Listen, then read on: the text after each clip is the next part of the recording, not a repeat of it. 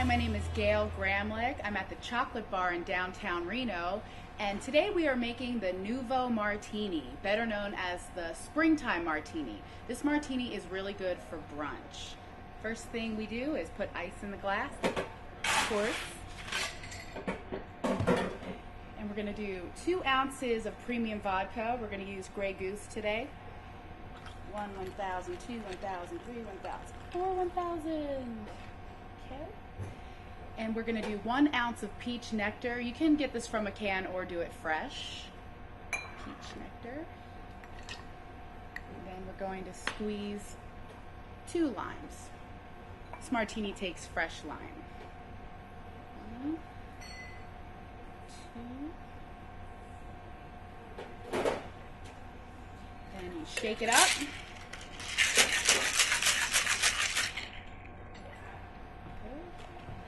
I'm going to go get a chilled martini glass.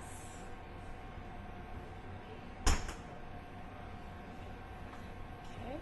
Strain it into the chilled martini glass.